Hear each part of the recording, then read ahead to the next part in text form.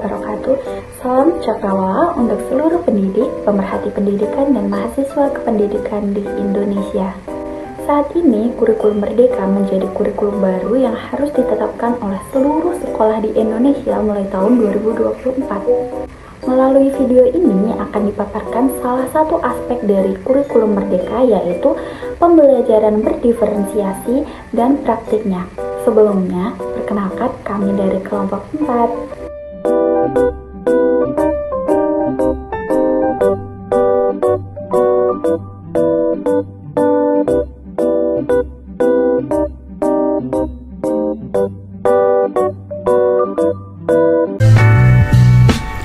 Hai semuanya, sebelum kalian menyaksikan praktik pembelajaran berdiferensiasi, berikut adalah penjelasan secara umum mengenai pembelajaran berdiferensiasi.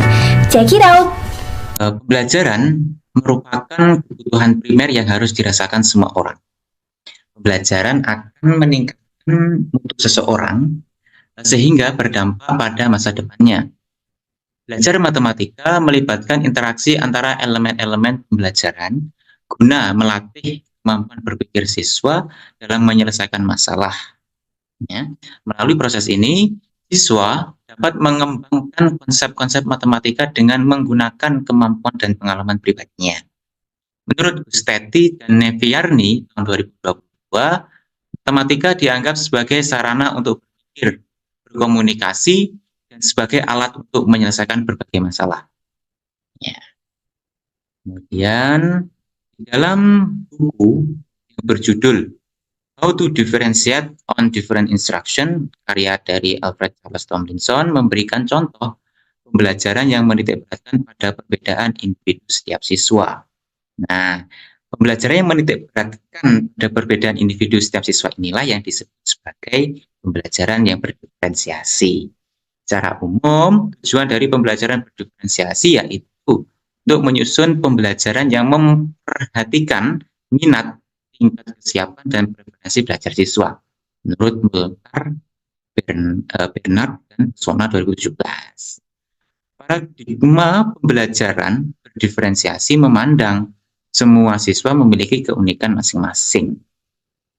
Perbedaan individu setiap siswa inilah yang harus menjadi perhatian lebih karena siswa tumbuh di lingkungan dan budaya yang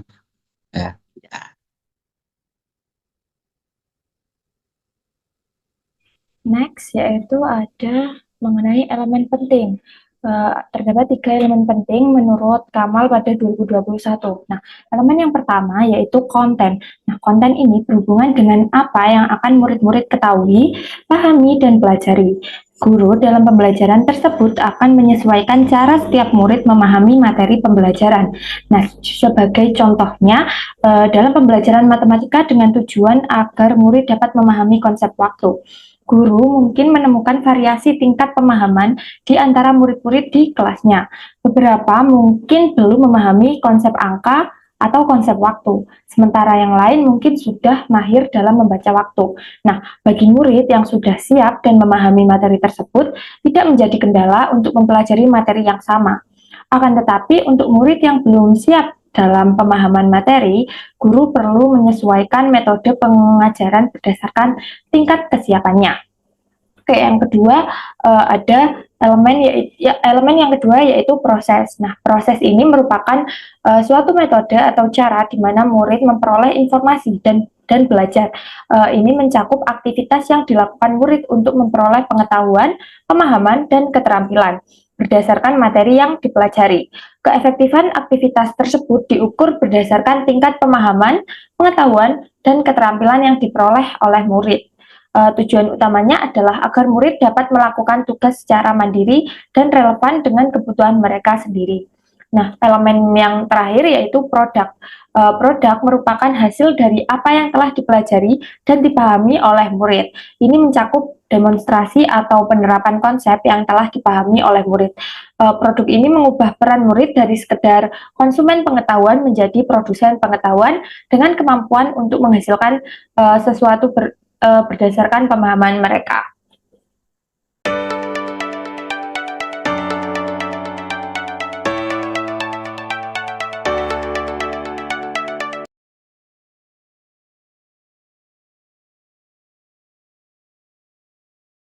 Assalamualaikum warahmatullahi wabarakatuh. Selamat pagi anak-anak. Gimana kabarnya hari ini? Baik. Oke, alhamdulillah kalau gitu. Sebelum memulai pembelajaran pada hari ini, silakan ketua kelasnya memimpin doa terlebih dahulu. Baik, sebelum kita memulai pembelajaran hari ini, marilah kita berdoa menurut agama dan keyakinan masing-masing. Berdoa, mulai.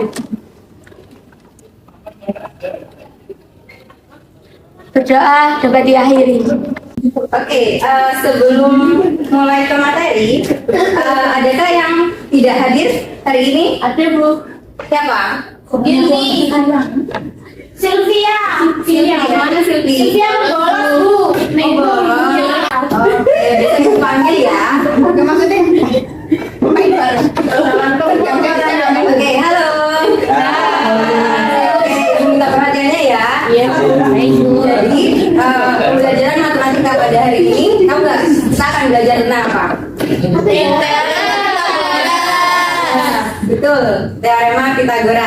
Oke, adapun tujuan pembelajaran yang akan kita capai setelah mengikuti pembelajaran pada hari ini, yaitu diharapkan kalian dapat menggunakan definisi teorema Pythagoras untuk memecahkan masalah dengan baik. Kemudian diharapkan juga kalian mampu menghitung panjang sisi segitiga siku-siku jika dua sisi lainnya diketahui. Dan kalian juga mampu menyebutkan bilangan-bilangan triple Pythagoras dengan baik. Dan yang terakhir yaitu kalian mampu menggunakan rumus teorema Pythagoras untuk menyelesaikan masalah dalam kehidupan sehari-hari dengan baik. Oke, setelah kalian mengetahui tujuan pembelajarannya, masih ingat nggak yang ada di layar sini? Di situ kan ada beberapa bentuk segitiga. Nah, segitiga yang pertama, yang ini, dinamakan segitiga apa? Oke, dinamakan segitiga sama sisi karena sisinya sama. Oke, betul. Kalau segitiga yang ini, yang kedua, sama kaki karena kakinya panjangnya. Oke, betul. Kalau segitiga yang ketiga ini, karena ukurannya. Kalau yang terakhir, siku-siku. Kenapa disebut segitiga siku-siku? Mana sih yang dinamakan sudut siku-sikunya? Iya. Oke, berapa besar sudut siku-siku? 1 derajat. Nah, sisi di depan sudut siku-siku itu disebut apa? Sisi miring. Apa tadi? Hipotenusa. Oke.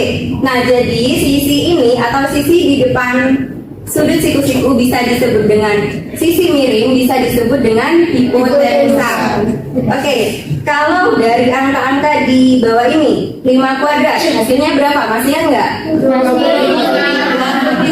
Oke. Kalau 7 kuadrat? 9. Kalau 9 kuadrat? 1. Oke. Bilangan berpangkat kalian masih ingat? Apakah kalian masih ingat juga bilangan akar? Bentuk akar? Iya. Oke. Kalau akar 25 hasilnya berapa? 5. Oke, betul. Akar 36? 6. Kalau akar 64? 8. Oke, masih ingat ya? Ibu rasa kalian masih ingat. Maka dari itu Ibu menganggap kalian sudah siap untuk mengikuti pembelajaran pada hari ini. Oke, bagus kalau itu. Nah, di sini Ibu memiliki video. Silakan ditonton terlebih dahulu. Halo semua, kali ini kita akan mempelajari penggunaan teorema Pythagoras dalam kehidupan sehari-hari. Nah, ayo kalian simak ilustrasi berikut ini. Halo, nama aku Nisa. Aku sedang pulang sekolah.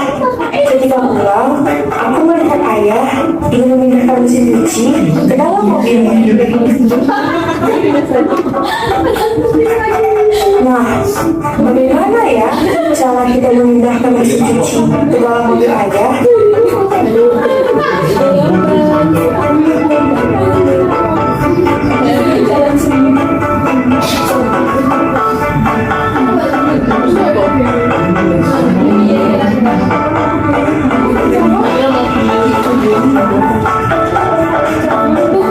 Sepertinya kita bisa menggunakan papan kayu untuk mengangkat mesin cuci ke dalam.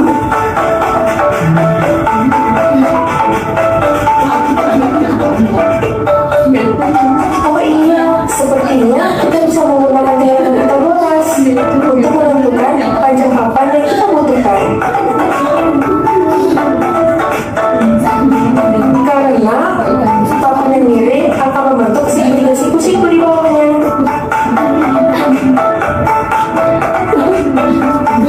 Dengan menggunakan teori Pitagoras, kita bisa membantu ayah untuk mengangkat mesin cuci ke dalam mobil.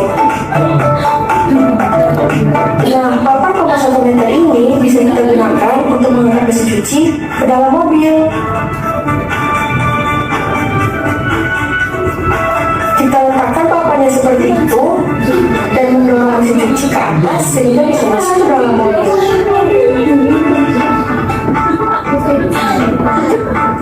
Terima kasih nak sudah membantu ayah.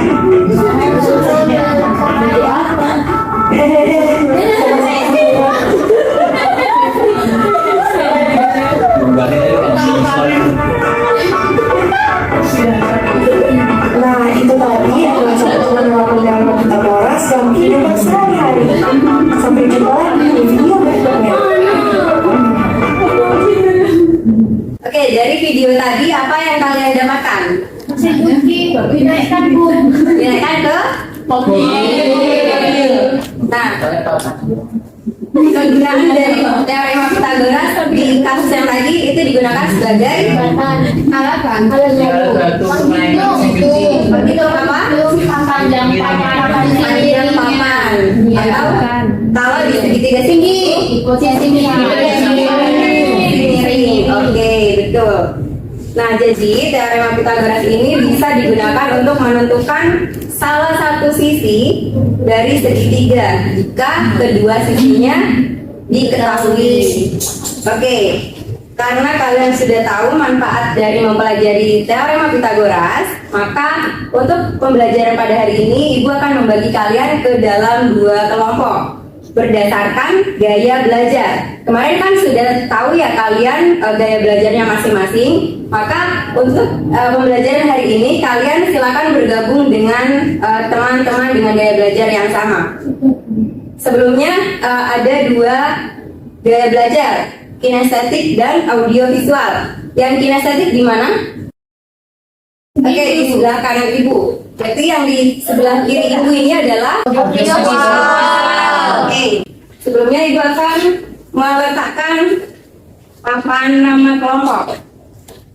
Di sini audiovisual dan di sini kinestetik.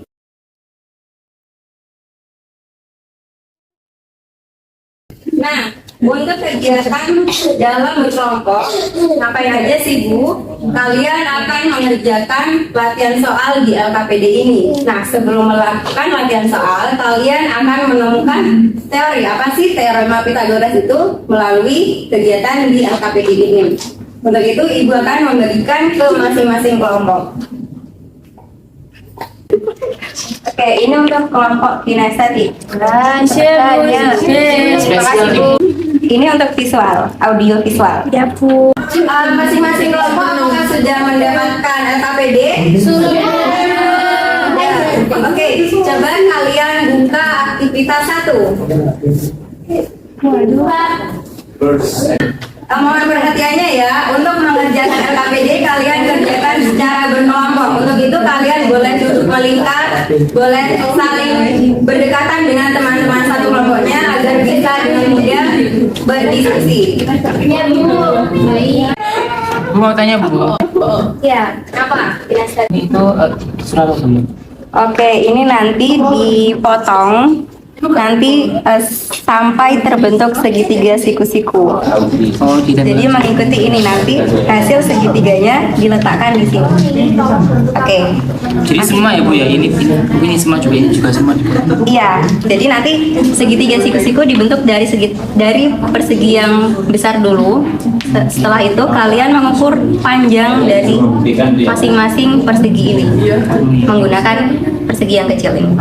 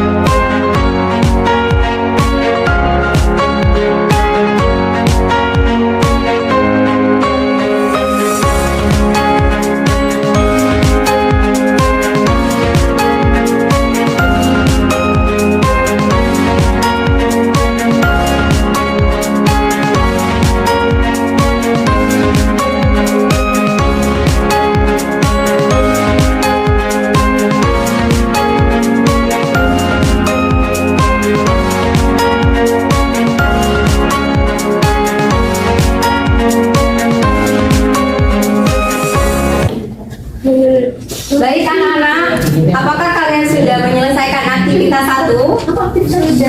Sudah. Oke. Kalau di kelompok kinestetik, apa yang kalian dapatkan dari hasil aktivitas 1? Yang pertama itu dapat 9 dari 25 dikurangi 16. Iya, betul. Yang kedua dapat 16 dari 25 dikurangi 9. Terus yang ketiga dapat 25 dari 16 ditambah 9. Oke, betul. Berarti Dapatnya nanti C kuadrat sama dengan B kuadrat ditambah A kuadrat. oke, betul. Atau C sama dengan Akar A kuadrat ditambah B kuadrat. Oke, betul. C kuadrat sama dengan akar A kuadrat ditambah B kuadrat. Kalau dari kelompok audiovisual, apa yang kalian dapatkan dari aktivitas 1? Ini Bu kemungkinan nomor 6 A kuadrat ditambah B kuadrat hasilnya 10 kuadrat C kuadrat. Oke, A kuadratnya berapa? 6 6 kuadrat, terus B-nya berapa? ditambah 8 kuadrat 8 kuadrat sama dengan 10 kuadrat. 10 kuadrat. Oke, berarti 10 kuadrat sama dengan 6 kuadrat ditambah 8 kuadrat atau C kuadrat sama dengan B kuadrat B kuadrat. Oke, hasil yang kalian dapatkan dari kelompok audiovisual dan kinestetik sama. Nah, itu yang dinamakan teorema Pythagoras. Oke, kalian sudah paham tentang teorema Pythagoras? Sudah. Oke, kalau paham, silakan kalian buka aktivitas 2. Di sana kalian diminta untuk menyelesaikan suatu soal yang berhubungan dengan teorema Pythagoras. Dikerjakannya tetap secara berkelompok. Nanti akan dipresentasikan ke depan kelas. Silakan berdiskusi. Ya, Bu. Baik, Bu.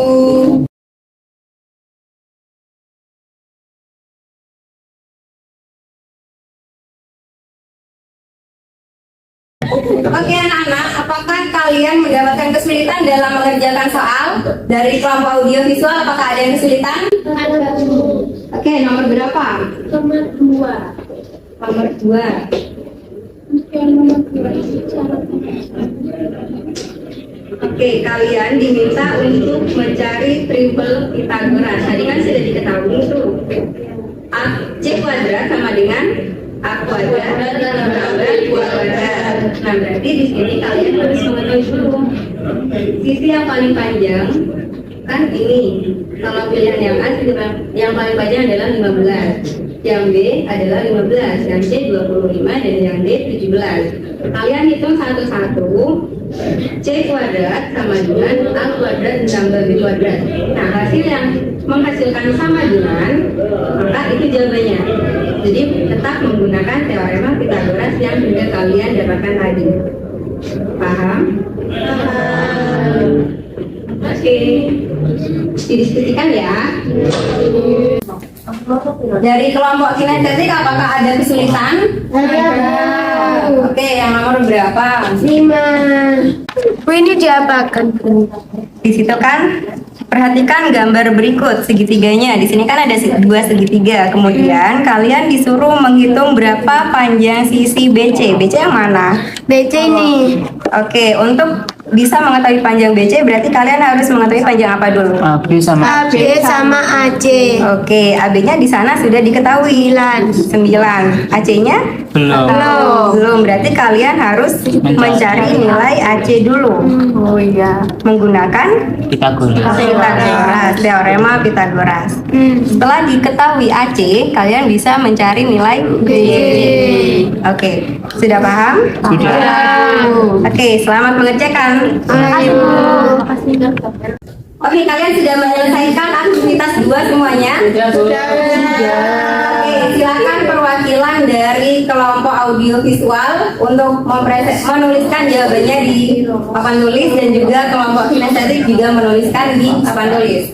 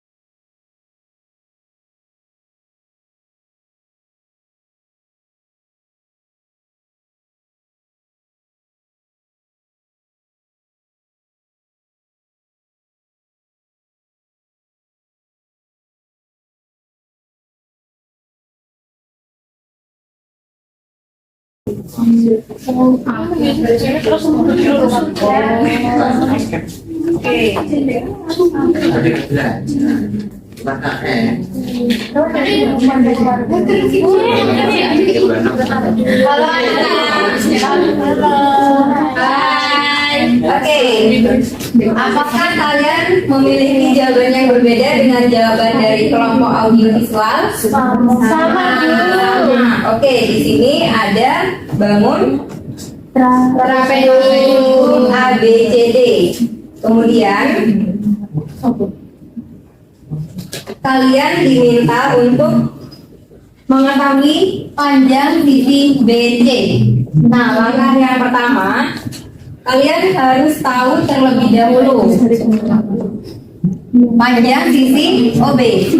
Panjang sisi OB sama dengan di sini kan sudah diketahui panjang sisi AB yaitu 33 cm dan sisi CD sama dengan 25. Berarti OB sama dengan 33 dikurangi 25 sehingga OB sama dengan 8 cm.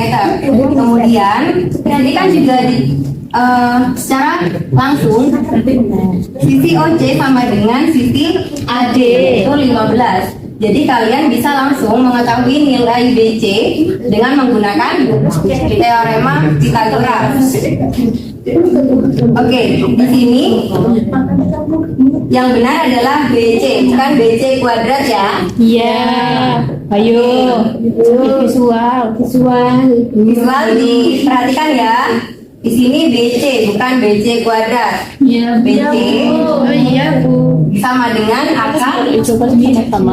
CO atau OC kuadrat ditambah OB kuadrat. OC atau CO-nya 15, berarti 15 kuadrat ditambah 8 kuadrat sehingga diperoleh akar 289 atau sama dengan 17 cm. Sehingga panjang sisi BC sama dengan 17 cm. Oke, sudah sama semua ya jawabannya ya? Sudah. Oke, perhatikan jawaban nomor 3. Apakah semua jawabannya sama? Ya. Sama. Oke. Apakah ada yang menggunakan cara lain atau ada langkah lain? Apa yang kurang dari langkah yang sudah dituliskan? Kurang gambar. Oke, silakan digambar dulu.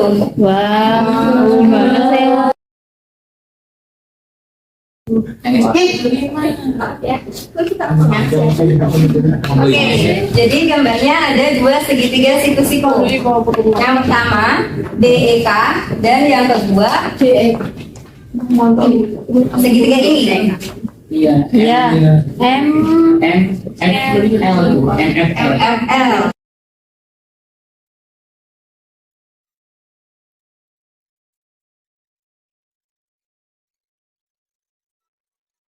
Sudah sama semua jawabannya? Oke, sudah paham semua berarti ya? Apakah ada yang ingin ditanyakan? Belum. Oke. Setelah kalian mengikuti pembelajaran pada hari ini, apa yang kalian dapatkan? Kita belajar apa tadi? Teorema Pitagoras. Bagaimana bunyinya teorema Pitagoras?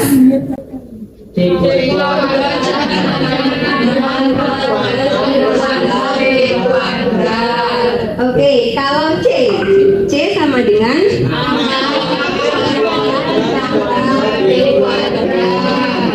Oke, betul. Jadi dalam teorema Pitagoras ini unsur apa saja sih yang harus kalian perhatikan?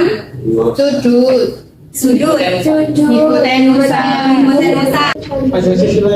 panjang sisi lainnya. Baru bisa kalian cari menggunakan. Oke. Bagaimana anak pembelajaran pada hari ini? Seru. Menggunting ya, untuk yang tadi yang audiovisual menemukan melalui video.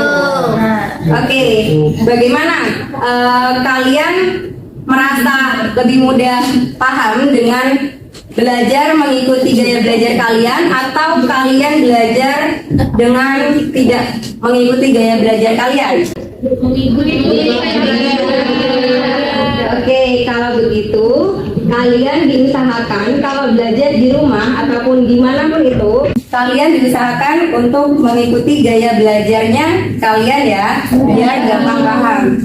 Oke, untuk itu Ibu rasa pembelajaran pada hari ini sudah selesai. Namun Ibu akan memberikan kalian oleh-oleh. Silakan. Dari mana tuh? Silakan buka buku paketnya halaman 109. Di sana kan ada 5 soal. Yang kalian boleh mengerjakan 3 soal. Bebas kalian mau milih nomor berapa saja. Untuk tugasnya individu ya. Dikumpulkan di depan. Oke.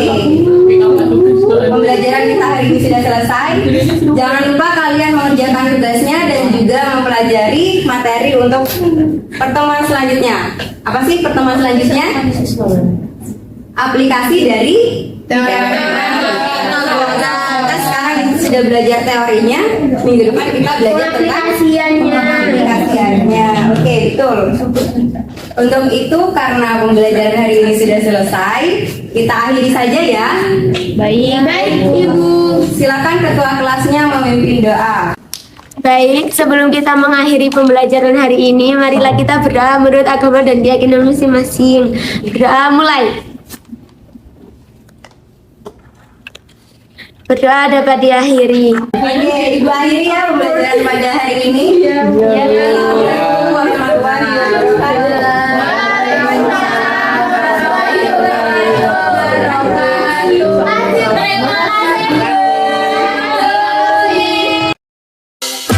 Terima kasih telah menyaksikan video dari kelompok kami. Sebelum video ini berakhir, izinkan kami memberikan sedikit pantun.